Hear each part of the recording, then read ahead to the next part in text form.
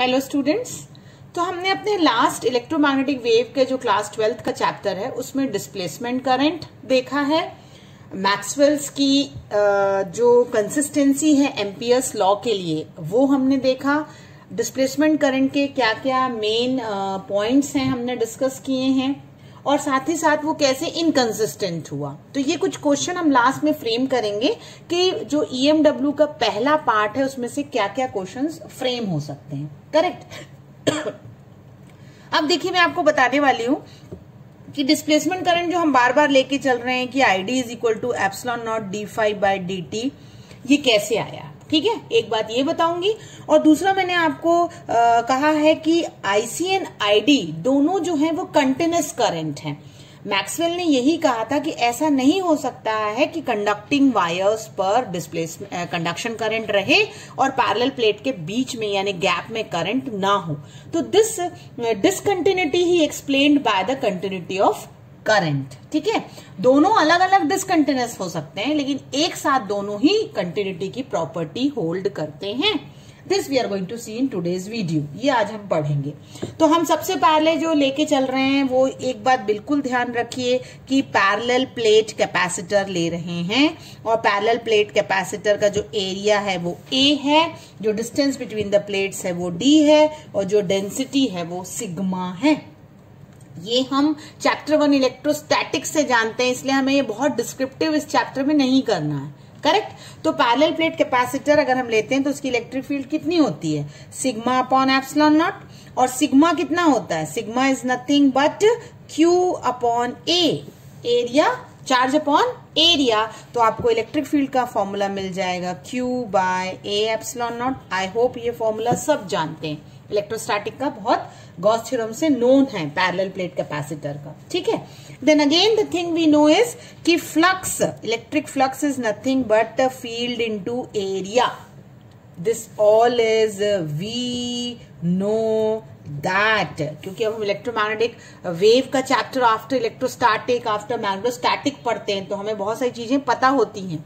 अब E की value अगर मैं यहां पुट अप करूं so what I will get, Q upon A epsilon not into A और ए कट गया यानी मुझे फाई जो मिल रहा है वो Q अपॉन एप्सिलॉन नॉट मिल रहा है। देखिए ये गॉस थ्योरम नहीं है, ये हम लेके आए हैं फ्लक्स का फॉर्मूला, तो बाय गॉस थ्योरम नहीं लिखना है आपको यहाँ पे। ठीक है, अब मैं क्या करूंगी नेक्स्ट लाइन में कि differentiate the equation, I will differentiate this equation. तो मुझे मिलेगा कि d phi by D t is nothing but d by D t of q by epsilon naught. 1 अपॉन एप्सिलॉन नॉट कांस्टेंट है, ये हम बाहर ले सकते हैं, वो तो डिफरेंशिएट ही नहीं होगा। तो डिफरेंशिएट क्या होगा, d q by D T and that is d phi by D t. अगर मैं इसे मल्टीप्लाई करूं क्रॉस मल्टीप्लाई तो d q by D t क्या होगा, epsilon not D phi by D t होगा। कुछ इसी तरीके का प्रूफ अभी हमने लास्ट वीडियो में देखा था जहां हमने IC equal to ID proof किया है और यहां हम सिंपल ये बता रहे हैं कि d Q by D t is nothing but what, it is your ID displacement current, है ना, and this is epsilon not D phi by D t. इसलिए हम शुरू से ये टॉपिक लेके चल रहे हैं कि displacement current is D Q by D T and that is what, epsilon not D phi by D T. तो अगर आपको एक्सप्रेशन पूछता है कि find the expression for displacement current, तो what you have to do, again you have to consider a parallel plate capacitor, you have to start with electric field. आपको electric field का formula लिखना है, आपको flux देखना है, flux के बाद आप क्या करेंगे, दोनों तरफ डिफरेंशिएट कर देंगे, क्रॉस मल्टीप्लाई करेंगे और आईडी बता देंगे। अगर यहीं IC equal to ID proof करना पड़ता है तो हम क्या करते थे, यहाँ पे Q upon epsilon not value put up करते थे, एप्सिलॉन नॉट कैंसिल करके ये बता दे रहे थे कि d Q by D t is IC that is equal to ID.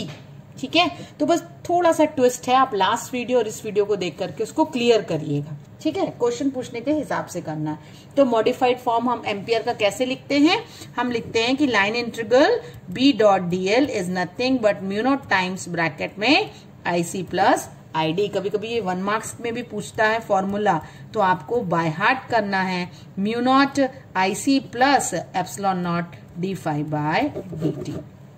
ठीक है, अब मैं आपको एक ये होने के बाद बता रही हूं कि कंटिन्यूटी ऑफ करंट क्या होती है। कंटिन्यूटी ऑफ करंट का मतलब ये हुआ कि in any closed path sum of the conduction current and displacement current is continuous, एक साथ होंगे, फ्लो एक साथ करेंगे। ठीक है, तो हम इसे देखेंगे कि हाउ दे आर कंटिन्यूअस।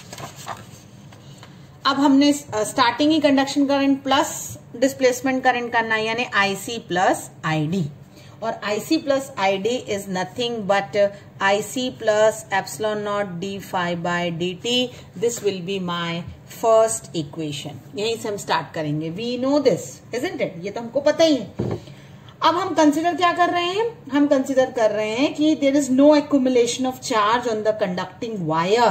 कोई भी no accumulation of the charges, इस बात को ध्यान रखिएगा। No accumulation of charges is there, मतलब there is a flow of the wire.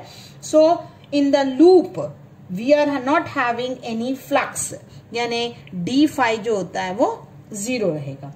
अगर कोई एक्यूमुलेशन नहीं है तो change in the electric flux through any loop will be 0, कोई भी फ्लक्स का चेंज नहीं होगा। In this case what will be IC plus ID will become 0. So this is equal to what? IC plus ID is nothing but IC, and that is dQ by dt. ठीक है, accumulation का charge नहीं है, but जो IC है वो किसके बराबर होगा, वो हो जाएगा dQ by dt के बराबर हो जाएगा। ठीक है, there is no conduction current in the gap. ये हम जानते हैं कि गैप में जो पैरेलल प्लेट का गैप है, there is no IC is 0 in gap of plates, gap sorry in between the plates, gap of a capacitor, ऐसा कह सकते हैं आप, है ना।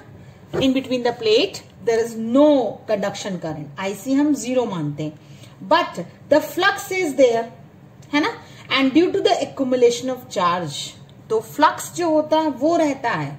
यानी क्या होता है कि IC प्लस ID में हम लिख सकते हैं 0 plus epsilon not d phi by dt, correct. यानी हमें ये मिल रहा है कि अब जो epsilon not d phi by dt है वो एग्जिस्ट कर रहा है, तो आपका इन दोनों का सम किसके बराबर हुआ, epsilon not d phi by dt के बराबर हुआ। This is my third equation.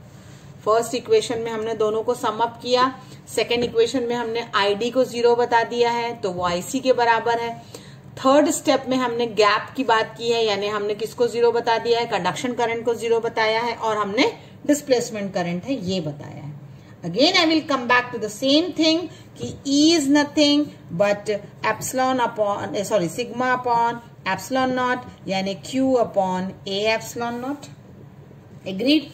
फिर मैं फ्लक्स निकालूंगी, वही चीजें हम करेंगे बार बार। सो EA हो जाता है, EA का मतलब हम यहाँ कैपिटल Q ले रहे हैं तो कैपिटल Q ले लीजिए, A epsilon naught into A और A आपका कट गया, तो आपने कहा कि IC plus ID is equal to epsilon not D by dt। अब फाई की जगह हम क्या लिख सकते हैं, capital Q upon epsilon naught, ये ऑलरेडी कर चुके हैं हम, यानी IC plus ID is dQ by dt, है ना। तो अब आपकी जो इक्वेशन 2 है, इक्वेशन 2 क्या थी हमारी, इक्वेशन 2 थी कि IC is dQ by dt, है ना। और इस केस में हमने ये कहा कि IC is dQ by dt, और अभी हम ये कह रहे हैं कि IC plus ID is again dQ by dt, यानी दोनों ही तरफ हम ये कह रहे हैं कि sum of the conduction current and the displacement current is nothing but dQ by dt, यानी continuous current in the circuit. कैसा करंट है उसमें, कंटिन्यूअस करंट फ्लो होगा। आपको सिर्फ IC प्लस ID लेके चलना है, करेक्ट। ये वैल्यू हम ऐसा कर सकते हैं ना, यहाँ पर जो हमने IC is equal to dQ by dt लिया है उसे हम यहाँ पुटअप कर सकते हैं। हम कह सकते हैं कि IC plus ID is nothing but dQ by dt। ठीक है, तो आपने ये इस तरीके से प्रूफ करके ये बता देना है कि sum of both the current is nothing but equal to what, equal to the change in the charges, that means it is a continuous current in the circuit. So अब आपके पास जो क्वेश्चंस फ्रेम होते हैं, वो पहला question जो बनेगा वो बनेगा कि प्रूफ द इनकंसिस्टेंसी, ठीक है। इनकंसिस्टेंसी आपको प्रूफ करनी है, inconsistency of Ampere's law, inconsistency of Ampere's law करना है आपको। दूसरा आपको प्रूफ करना है कि कंसिस्टेंसी कैसे बताई मैक्सवेल ने, है ना। कंसिस्टेंसी ऑफ द लॉ क्या होगा, यानी मॉडिफाइड फॉर्म क्या होगा। फिर आप तीसरा ये प्रूफ करेंगे कि बताइए IC is equal to ID. फिर आप ये भी बताएंगे कि epsilon not D phi by D t होता है।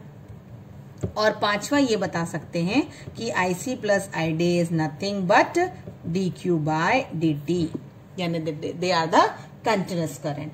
तो आपको सिर्फ इतना ही डिस्प्लेसमेंट करंट के कंसेप्ट में पढ़ना है फॉर द क्लास 12th। इसी चैप्टर का जो दूसरा पार्ट हम देखेंगे वीडियो में, वो आपका आएगा इलेक्ट्रोमैग्नेटिक वेव का, यानी अब हम वेव्स के बारे में उसमें डिस्कस करेंगे। Thank you students.